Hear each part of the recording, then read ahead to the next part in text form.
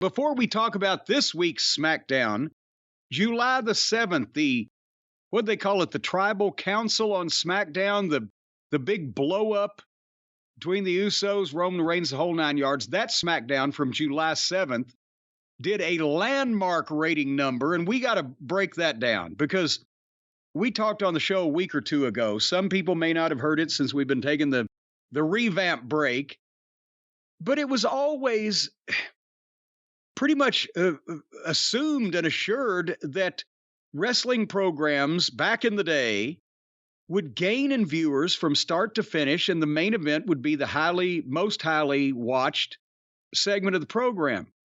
When you go back to the Clash of Champions live specials on TBS for Crockett and WCW, those were 2.5-hour shows. The first one was an afternoon, Sunday afternoon, went from 3 to 5:30. And the main event, Flair and Sting, was I think at that point, the highest rated wrestling match on cable like ever. Or when they started at 8 o'clock at night on a weeknight, the main event was still the highest rated quarter from 10 to 10:30, 10:15, 10:15, 10:30.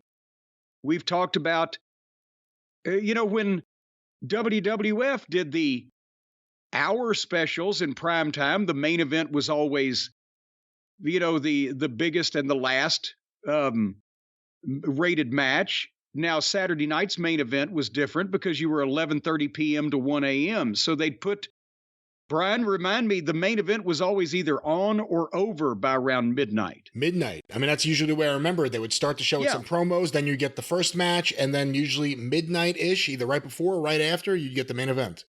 Because you were fighting sleep in that circumstance, but otherwise, the program's built to the main event because that was the top guys in the big match, the most money, whatever. Well, AEW has reversed that trend simply because the show looks so similar, there's nothing to hang around for because they've done everything by fucking an hour in. But the WWE is still, they're kind of maintaining their audience because the whole thing is really, as we've talked about, the opposite of AEW. It's kind of boring, but you're trying to pick out the fucking things you want to see. So they keep most of their audience, but even in the middle, if they know there's something going on they want to see, they will find it. And that's why I've set the stage, because on the July 7th program, they did a massive number. They averaged over 2.5 million viewers for the entire show. But the second 15 minutes, when they were really into the tribal court deal and the whole 9 yards, not only gained almost 500,000 viewers from where they started in the previous quarter, but they were over 3 million people just to see that interview segment. And that to me, in this day and age, when people have pretty much given up on wrestling, is somewhat mind-blowing. And the demo was over 1.2 million people alone. They had more 18 to 49-year-old people watching SmackDown than any program that AEW has presented in years, and few, if ever, have topped that number. So I thought we'd go through real quick and see what the quarters did. You want to do that, Brian? Sure. Again, this is WWE Smackdown, July 7th, 2023, so about a week ago, depending on when you're hearing this. The show began quarter 1, 8 to 8:15 p.m. These are compiled by WrestleNomics. Money in the Bank recap, and the Usos Paul Heyman live promo with an ad break. 2,570,000 viewers. And remember, that's when Roman was coming to the ring and they went to a commercial. We said, Jesus Christ. But they were going so long they had to, because they were going to come back and go even longer. But that gave people the opportunity to say, hey, Roman's on the way to the ring. And they had no commercial break whatsoever in that next 15 minutes. And that one did the number. And that was quarter 2, 8:15 to 8:30 p.m. Roman Reigns, the Usos, live promo and angle, of course, Solo Sikoa and Paul Heyman. 3,070,000 viewers. And that's why if the WWE could just stop putting those pesky wrestling matches on completely, they would be a ratings bonanza. The other company has it where nobody wants to see any of their matches because they're all the same.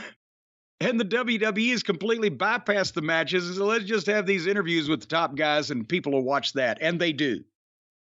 I will say this too, and obviously there's a difference between Fox and TBS or TNT or whatever it may be still in this day and age.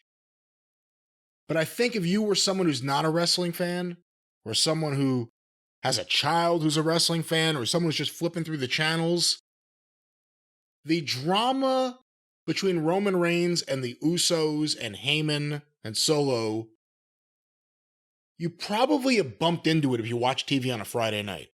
It's Fox. It's Channel 5 here in New York. You've bumped into it.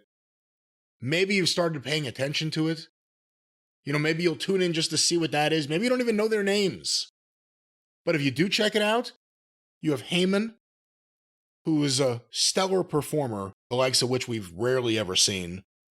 And he's better now than he's ever been. Remember, a lot of people don't remember, Paul was not the greatest manager in the world in the late 80s and early 90s. He was the greatest screaming manager. He was the greatest screaming manager. Yeah, and he's made a complete, change in his style because I guess he's lost a lot of energy along with the weight that he's gained. But he wasn't the greatest promo, the greatest manager then. He may be now. So you have Heyman. You have Roman Reigns, who, whatever you want to say, this guy's now proven it. Excellent drawing card. People care about what he's doing. He doesn't have to do much. And his performance is pretty great. The best performer out of everyone may be Jey Uso. Jey Uso may feel more real than anyone else in wrestling. The way he moves, the way he sounds, the way he looks, the way he talks, the way he reacts to things. A lot of times it's like he doesn't want to say what he's about to say, but he's saying it. Yeah, his reactions are amazing. So you have these, and I'm not taking anything away from Jimmy Uso or Solo, because I think they've been great. And they've been perfect in the way they've been used. This whole thing has been working. I think a lot of people are getting more and more drawn into it, and again, it's on Fox. It's Friday. I think you're getting people also who may not necessarily be wrestling fans. Well, quarter 3 will tell you that you're right again. Read that one. Quarter 3, 8:30 to 8:45 p.m., the continuation of that live Tribal Council. And Austin Theory versus Sheamus, 2,705,000 viewers. And what happened after the Tribal Council wrap-up was they went to commercial, and then came back with Theory and Sheamus, and they lost 370,000 or thereabouts, because those were the ones who just came to see what was going to go on with the bloodline. But they've still got 2.7 million people. And by the way, here's another thing. I don't know if this is still the case. I believe it is. I haven't put a stopwatch on everything because I haven't been formatting television for the last few years. But the cable breaks, USA, TBS, TNT, they're all going to be at least 3.5 minutes long. I think SmackDown puts in 2 and 2.5 minute breaks. You don't have as long to stray as far away. Network television, I believe they used to be, they probably still are, slightly shorter.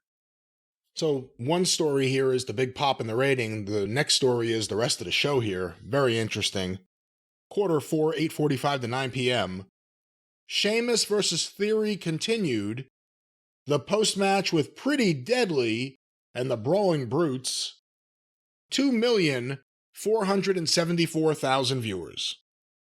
And now they've said they started with 2,570,000. They popped for the Tribal Council. They come back to 2.474. And the rest of the show, and you can read them even more quickly because the story is there. Basically, they hold that audience with normal fluctuation due to bathroom breaks when you've got, numbers that large. Switching 50 or 60,000 out of nearly 2.5 million is just normal fluctuation.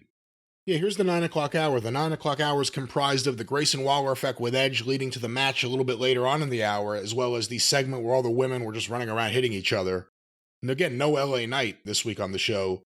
9 o'clock, 2,439,000. 915, 2,366,000.